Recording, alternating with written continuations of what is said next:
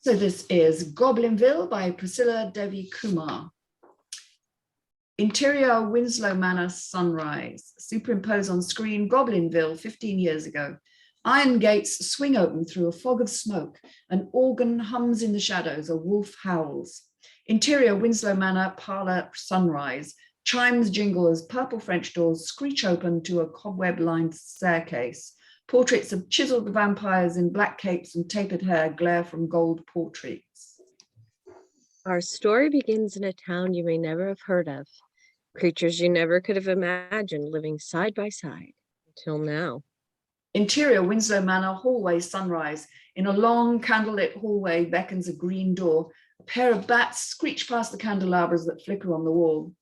Interior Winslow Manor, Agatha's bedroom, early morning. A glow of sun illuminates Agatha, 15, vampire. She sits at her black vanity amongst a hodgepodge of nail polish bottles, makeup and perfume. Classical music wafts through the room. Agatha pats her face with ivory white powder, smears blood red lipstick on her lips, a restless beauty. She groans, two sharp fangs emerge. She tucks them away. The music cuts out, a clock strikes. Don't say I've no, Catherine. You have been in your crypt forever. Breakfast has come alive.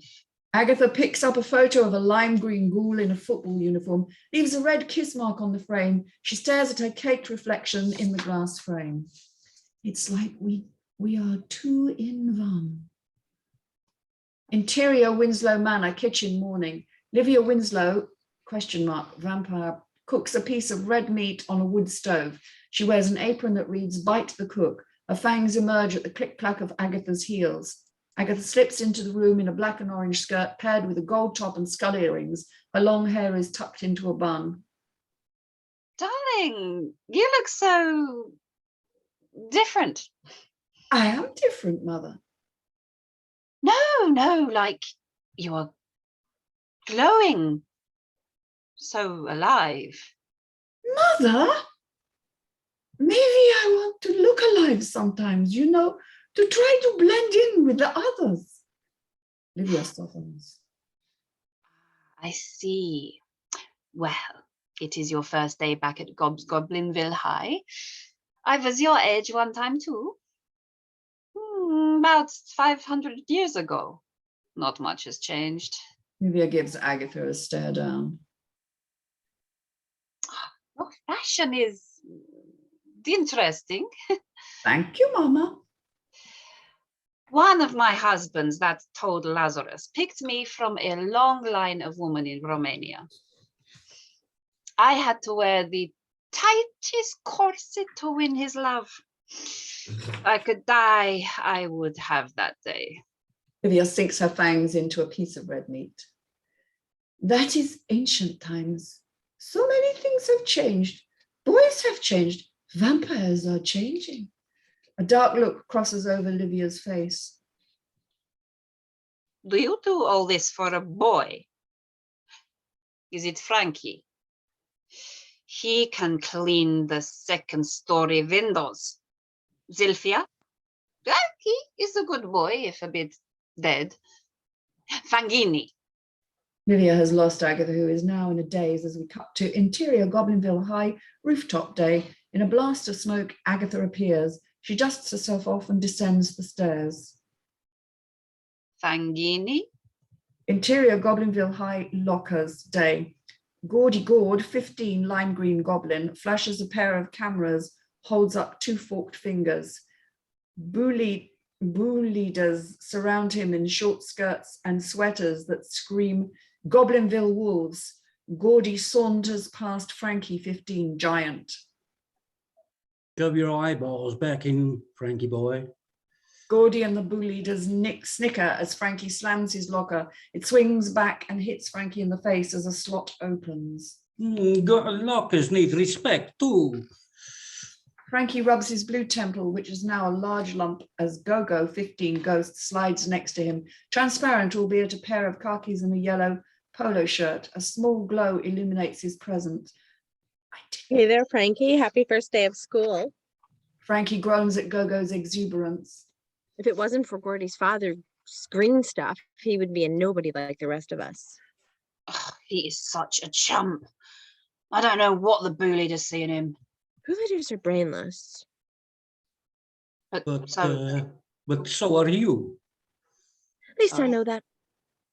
Frankie and Gogo move through the halls, passing by the members of Goblinville, witches, warlocks, mummies, werewolves.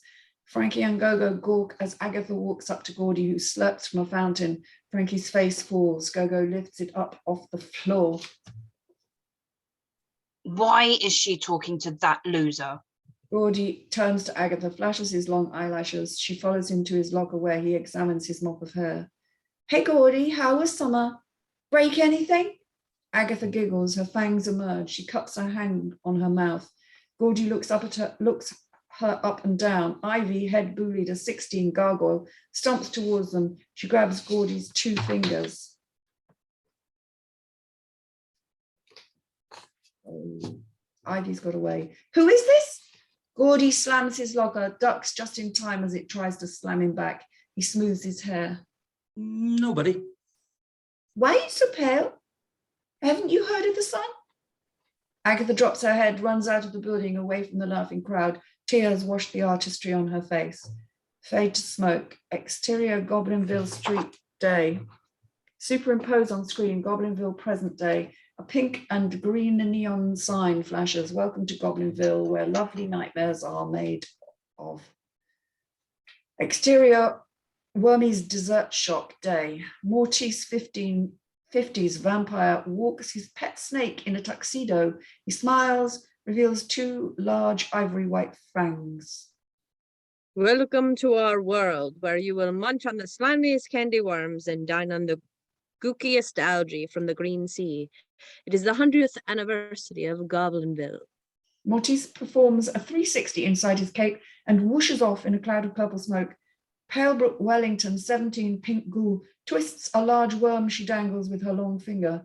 Marty, 17, green ghoul, a boo leader, slithers her forked tongue. She was giving Corny the devil's eyes, and he was sure wasn't resisting. I don't even want to go to the gala. Palebrook gushes and chews the worm. You know, I always thought Corny was the perfect monster. How could I be so wrong? Exterior Goblinville street day. Anstey, 15, goblin with long arms and spiked purple hair, pushes her glasses back on her long nose. She walks next to Morby, 15, one-eyed goblin, who examines her sharp nails. Anstey looks around nervous as various monsters run past her. Who are you taking to the gala? But we were going together. We always go together. I'm gonna ask Bobby. I hear him every full moon. It's like he's howling just for me, just to me. I don't trust him. He like Brenda the Banshee, remember? Between all the hailing and wailing last full moon, I had a headache for weeks. I didn't mind it much. Okay, how about Augie? He's large in size, but soft in heart. Anstey claws the back of her ears, her eyes dart around her. I have watched him at the shop. One day, he cleared out 10 plates of French fries. Besides, he's going with Gorgon. They had a date at the shop and all 3 snakes behaved. They must be in love. Anstey screams. Morby surveys the perimeter with her eye. What is it now? I thought I saw something, a shadow. Just the 2 of us, I think. Have you been having those weird dreams again? Anstey grips her head. I haven't been feeling myself. Let's skip the dessert shop today. You need to lie down. Interior, Wormy's dessert shop day. A chalkboard menu high on the neon wall lists the specialities: ranch flies, candied nails, tea ticks. A neon green glow bathes the room. At the counter is Wormy Wellington, 40s purple goblin. A trio of black and white teenage trolls tiptoe at the glass counter. We can't decide between the candy worms or the chocolate snail shells.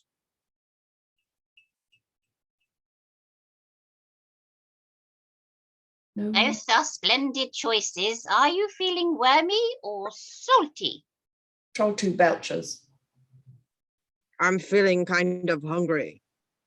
Ah, In that case, maybe might I suggest some crunchy French flies? The trolls' faces light up in excitement. Covered in sea-dew. Would there be any other way? Wormy pounds away at a tablet. That would be 20 green ones. Troll 1 takes out 2 green bills. The watermark image that stares back is Wormy next to 10. Wormy flashes the same smile that is on the bill. He snatches the bill from the troll's hand, who begins to put the little bills back in his wallet. Palebrook walks in. She goes behind the counter, puts on an apron that reads, "Welcome to Wormy's, home of the famous sea-dew soup." Troll 1 saunters over to her counter as Palebrook rolls her eyes.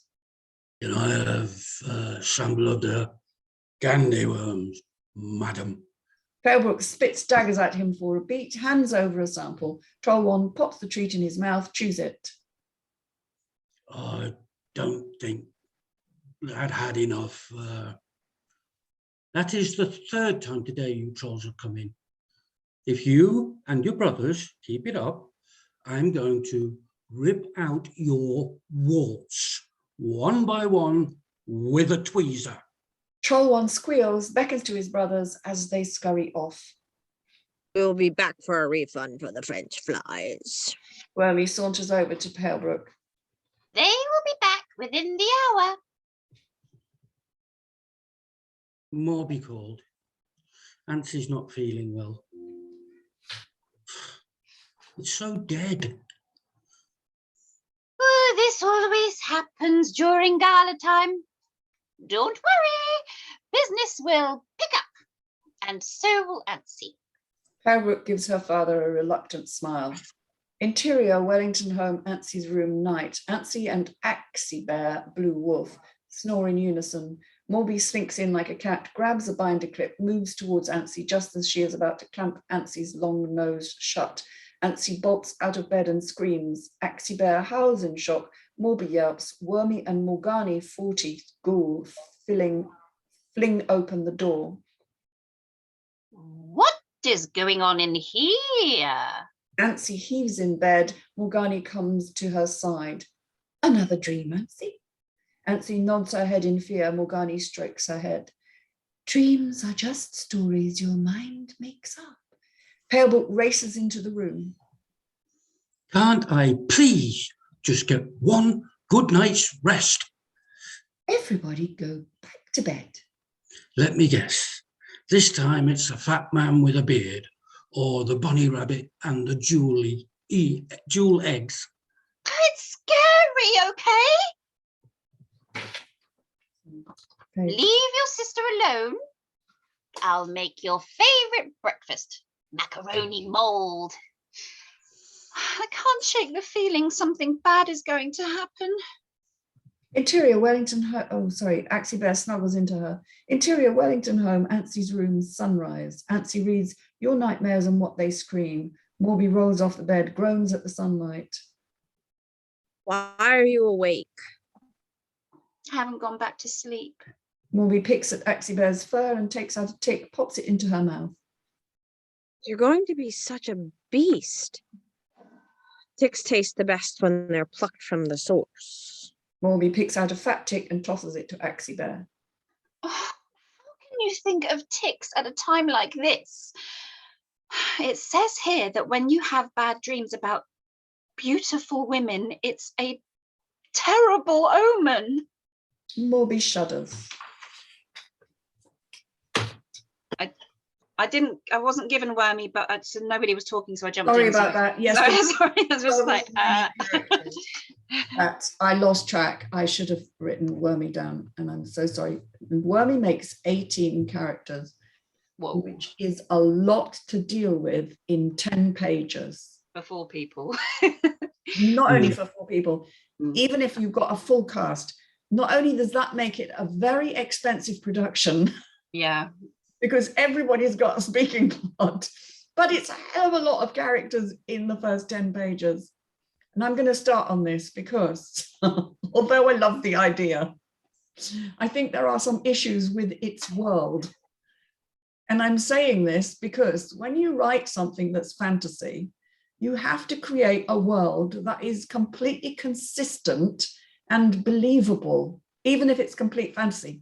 And one of the things that came to mind as I was reading this was we've got a hell of a lot of different kind of bizarre characters, you know, goblins, ghouls, vampires, giants, all sorts of stuff, all thrown in together, okay?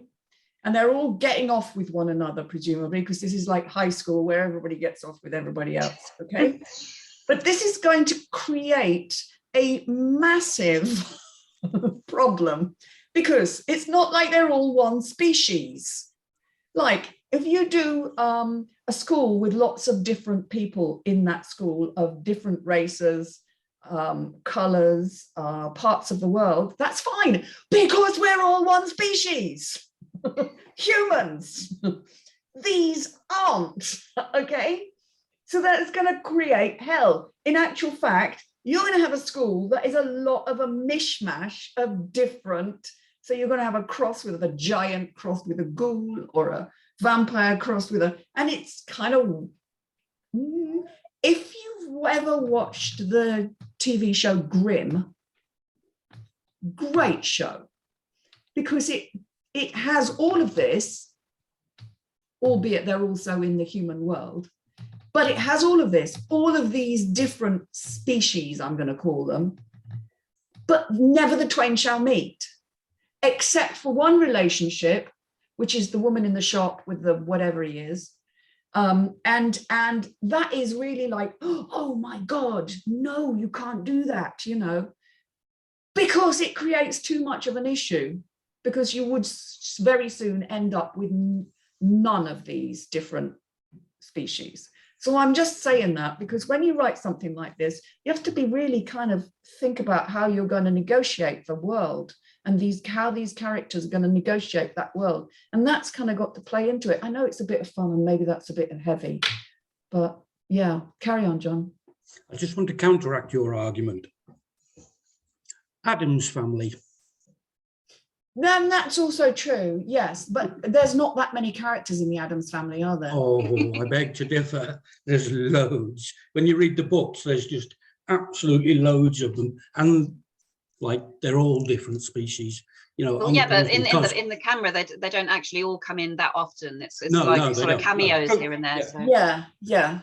I think Angela's talking about production costs. Yeah, and I appreciate that. I was just counter-argument. I know what you're saying, and I do know what you're saying. I'm just trying to, it was just what came into my head when I was thinking. Budget, yeah. and anyway, for whatever. Other than that, which is maybe just me getting slightly ASD about the whole thing, I quite liked the idea of it. I just think there was too much happening in the first 10 pages. I'm going to hand it over to Catherine. Me? Oh, okay. Well, I agree with both of you so far. It's there were some good visuals in there, and the characters were quite well defined. I didn't know who we were until I noticed some like dialogue specifics. And of course, I just had to make up random silly voices at one point. But, and that made me think, who's this for? Is it actually aimed at kids, or is it a tongue-in-cheek thing for adults? Because it could be either, and it could work as either. But yeah, very, very expensive with, and you'd have to get a really good special effects and costume department, because if it looks rubbish, there's no point in doing it unless you're doing it tongue-in-cheek. Then you can have like bits of it falling off or whatever. But 10 pages, you can't tell really where it's going genre-wise or theme-wise.